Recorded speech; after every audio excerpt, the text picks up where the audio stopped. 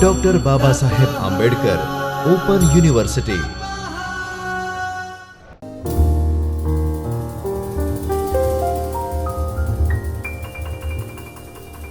Welcome friends, warm welcome in today's session.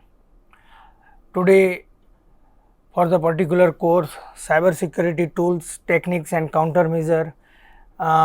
In this session we are going to discuss regarding cyber security framework.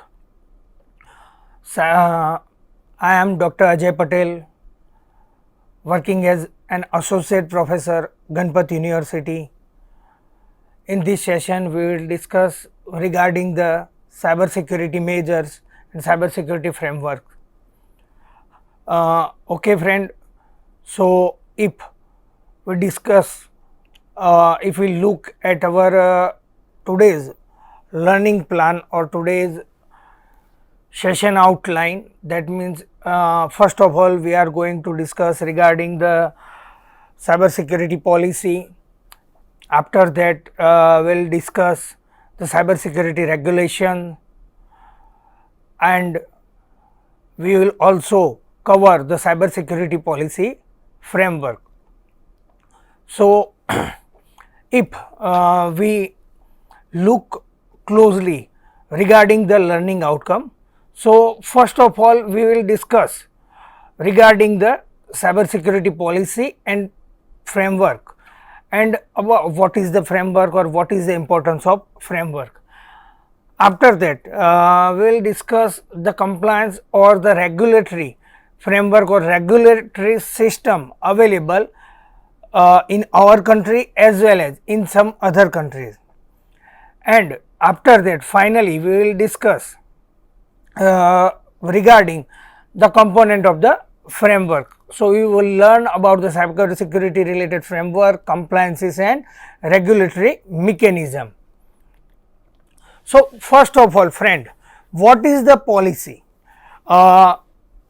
Because actually the cyber security framework is completely depend upon the cyber security policy. So first of all we need to understand what is the policy. So policy is a draft of the organization which contains organization's future vision for the particular domain or for the particular segment. For example, if any organization is preparing the policy for the expansion, that means this policy contains the detailing about the organization's expansion related set of action along with the measurable outcome. So this is the policy. Same as far as concerned with the cyber security policy. Cyber security policy for the business organization is to protect their asset and information system, and it also ensure about the legal and regulatory requirements. So in other words, if we look closely, the cyber security is a draft, cyber security policy is a draft for the particular organization in which it completely describes the organization vision to protect its cyber resources like IT infrastructure, software and other IT assets, as well as the information or data stored through the generated or we can say derived from the business processes, and it also ensures the protection of interest of organizations, various stakeholders like its consumer, its supplier or its associate. Apart from that, cyber security policy also emphasizes on the regulatory and legal compliance So, in other words, we can say the cyber security policy contains the complete detail regarding the organization's protect plan of their asset, IT infrastructure and cyberspace. Now, while we are discussing, it is a complete document or it contains the complete information regarding organization cyber security policy. So, we need to understand that it is not an overnight effort to derive the cyber security policy or to implement the cyber security policy is not an overnight effort. It to implement or to enforce the cyber security policy in a particular organization is a very systematic approach, and it requires various level of micro plannings, like from the if any organization management wants to implement cyber security policy in organization, at that time the initial point, the first task is research and planning. So, the management people needs to go through the detailed research, rigorous research and planning about the policy implementation. After that, the policy defines in that sense how the organization implement the policy, how it affects the existing business function, if any business process re-engineering is there or not. All these kind of details are being covered by the management in the cyber security policy. After that, because until unless all the employees and all the stakeholder accept it, without their acceptance it is not possible to effectively implement the policy. So, it is a 360-degree approach. So, in a second stage, organization management needs to educate the employee, after that to train the employee, and finally implementation is done. Even after the implementation, review, revision, there are several phases are there. So, this is the cyber security policy, and for the framework, for the cyber security framework, the cyber security policy is very important. Now, the cyber security regulation in India. So, regulation, that means the mechanism or the set of specification which provide certain guideline to organization or to individual how to deal with the cyber related issues, or how to form some preventative measures to deal with certain kind of cyber security related challenges.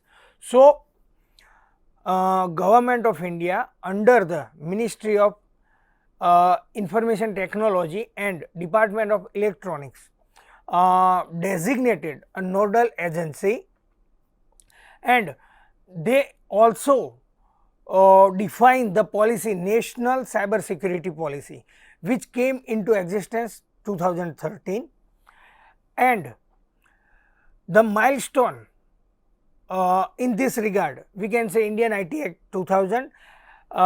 We, in other words, we also pronounce it as a cyber law in India, and in a same line in a 2008 the IT Act amendment. So, Indian IT Act and Indian IT Act amendment, both these are the law which is applicable in India for to deal with the cyber crime, or any organization who is having the cyber resources needs to follow the Indian IT Act 2000 and Indian IT Act amendment 2008. So, Indian IT Act covers the very large spectrum, like we can say large spectrum in the sense it also provides the mechanism, or it uh, defines the various kind of crimes which falls under the cyber crime. It also provides some guideline regarding the digital signature. Indian IT Act amendment provides the clear cut difference between digital signature and electronic signature. It also uh, guides regarding the uh, grievances redressal mechanism. Competent, it also empowers some authorities to deal for the particular issues. So, this is the complete draft which provides the guideline to citizen as well as business regarding the cyber crime. Apart from that, as part of national cyber security policy, Government of India had formed CERTIN. CERTIN, that means Indian Computer Emergency Response Team, a body which is designated to predict the upcoming challenges, define some proactive steps, provide some emergency response after the cyber attack, and after that this organization is also supposed to deal with some recovery mechanism after the cyber attack. So, this is the body who is responsible to deal with the cyber security emergency related situation. And the most important thing, because as well as whenever we are discussing the huge growth of the digital platform or wide acceptance of digital platform for the finance and banking industry, nowadays we can see the tremendous rise in a digital transaction. Either it may be a e-commerce, or it may be a online banking, or it may be some online service consumption. So, during all these business processes, the financial transactions are very important, and whenever the cyber security related financial disputes arise, at that time Reserve Bank of India, the final authority in field of finance is the Reserve Bank of India, and this RBI has issued the cyber security guideline, and which is mandatory for each and every financial institute. So, to comply the RBI cyber security related compliances are compulsory for the business house or financial institution, those who are dealing with their customer through the cyberspace. Now, if we look closely, the RBI says that the IT security policy is completely different for any organization than the cyber security policy of the organization. So, in a RBI guideline regarding the cyber security policy, RBI clearly, Reserve Bank of India clearly define certain steps which are required to follow.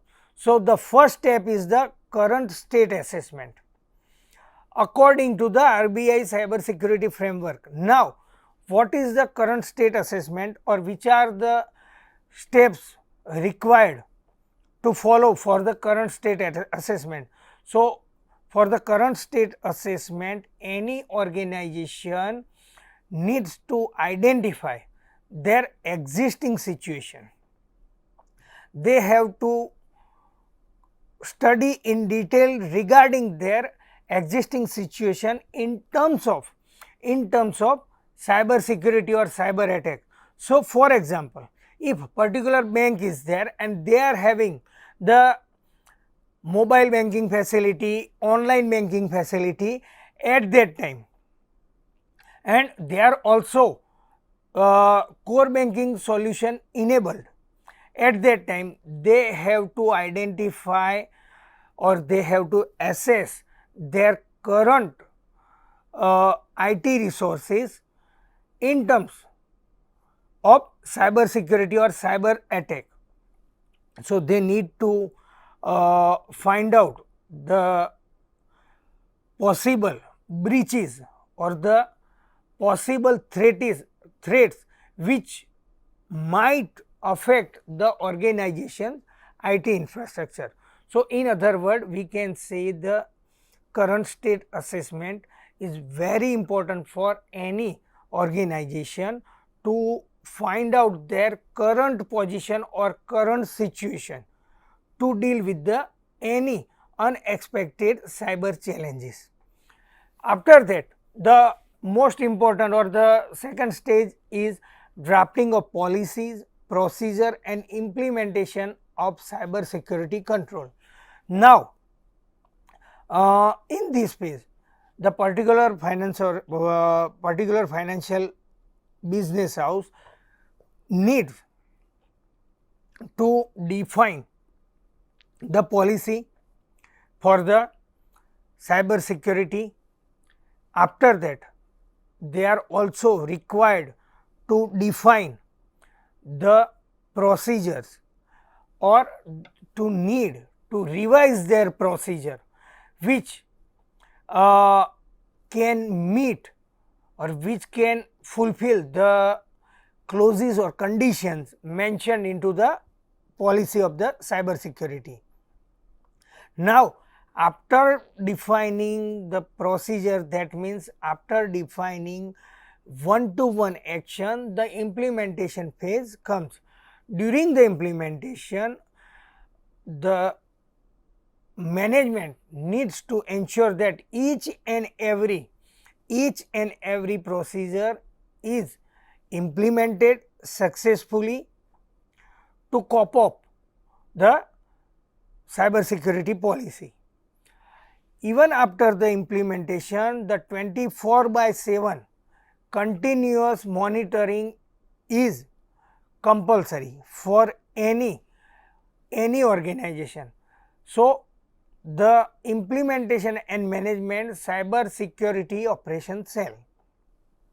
So, in that case, the designated team is to responsible to observe each and every minute to minute ongoing activity of the business house through the digital platform. So, they need to observe incoming traffic, they need to observe the financial transaction, they also need to observe the particular employees or customers behavior on a digital platform. So, these are the steps which are required under the implementation and management. Now, after that, the readiness check audit to make sure that RBI cyber security framework has been implemented, and this is the audit mechanism or the readiness check. So, once the policy is implemented and the entire business starts functioning according to the cyber security policy, the audit mechanism is equally important for the bank according to the RBI guideline, because during audit there are various parameters have been defined and each and every finance house needs to go through the audit and they have to find out their existing situation or their existing position according to the defined parameter. It is also called the audit. So, this is the policy. Now, National Cyber Security Policy 2013, as we discussed, it is the policy which is defined by the government.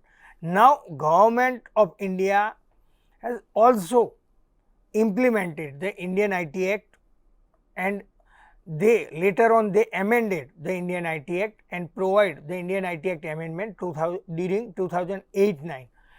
Apart from that, Government of India is also issued National Cyber Security Policy during 2013, and the National Cyber Security Policy is a vision or is a roadmap for the citizen or for the business house of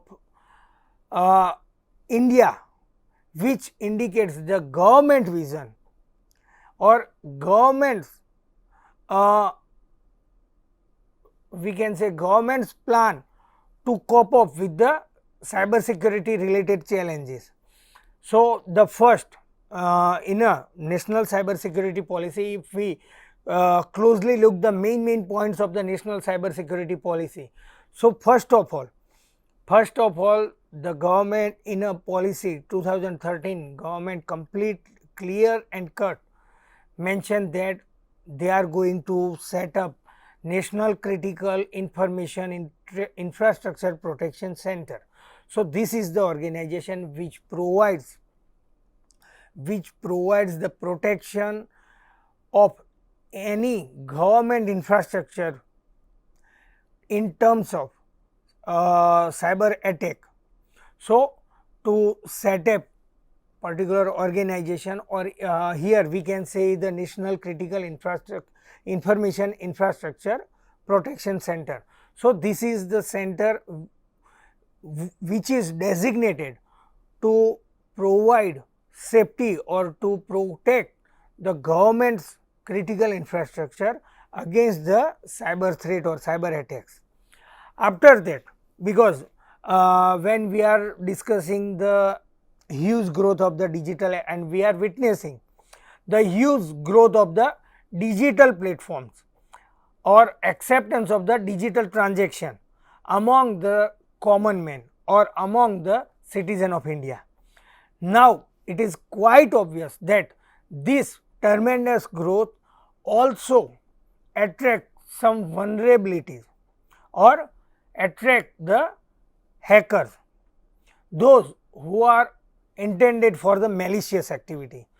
So, to cope up with this kind of situation and to protect or to provide the protection against the hacker or malicious activities, government has also announced that they will prepare the skillful task force, those who can deal and who will fight against the cyber crime and will protect the cyber infrastructure in the country. So, this is the task force creation. After that, the most important scheme for the IT infrastructure upgradation. Now, because in India the IT use of the IT in a business had started from the 1990 to 2000. So, it was the decade from where Indian business house started adopting the IT infrastructure for their business. Now, all these, because these are the quite older infrastructure, so their vulnerability or their technical weakness are already exploited. So, any intruder can easily penetrate this kind of infrastructure. So, government decide and announce that they will handhold the organization and will provide some financial benefit and some other encouragement also. So, the organization's existing infrastructure can be upgraded. Then after, as we discussed, the designation of the certain emergency response center. Now, this body is empowered to deal with the cyber related challenges in a country. After that, another thing is the use of open standard for the cyber security. Now, there are various standards which are available, and for the particular business to business it may vary. So, there are lots of open standards are available, and during the national cyber security policy, government also announced that organizations will be insisted to adopt the open security standards. So, now this is the cyber security regulation in India, but if we look at a world level, so there are some another standards are also there, and this country are using this standard, like for the European Union. So European Parliament had accepted and had approved the European Union Agency for the Network and Information Security. Again, the European General Data Protection, to provide the security or to maintain the privacy of data, this regulation is important. Now, in a same line, because while we are discussing the open standard, the HIPAA compliance. HIPAA compliance is the acronym of Health Insurance Portability and Accountability Act. Now, HIPAA was actually enacted in 1996 by the US government, and the main objective for the HIPAA was to provide the insurance cover for the person, those who have left the job. So, the main objective or the main intention was to provide the portability for the employees insurance, or we can say to provide the, later on it is also incorporated that to protect the individuals electronic personal health information. And in a HIPAA lots of penalty provisions are that. So, the huge penalty like 1.5 million penalty related provisions are there in a HIPAA compliance. Now, so what is considered protected health information? This is the most important thing. So, we can say the patient name, address, date of birth, social security number.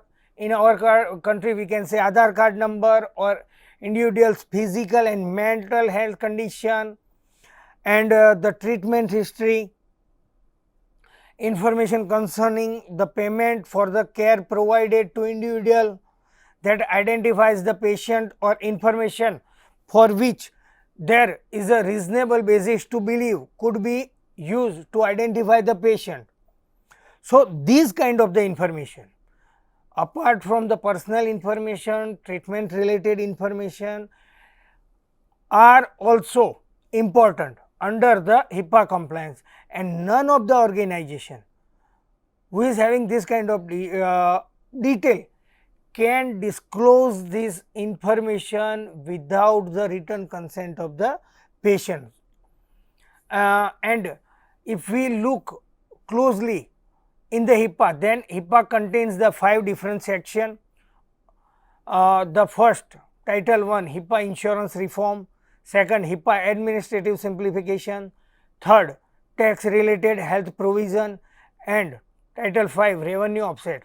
So, as far as concerned with the cyber security, for us the Title 2, HIPAA Administrative Simplification is very important, because as we know the portability is there. So, whenever one organization is providing or transferring patient's information to another organization, at that time the simplification is also important, and it should not be cost of the privacy of individual. Again, the next standard, ISO standard. So, ISMS family of the standard, or in other word we can say ISO 27K series, and this is specifically for the any organization while they are dealing with the IT resources or IT infrastructure.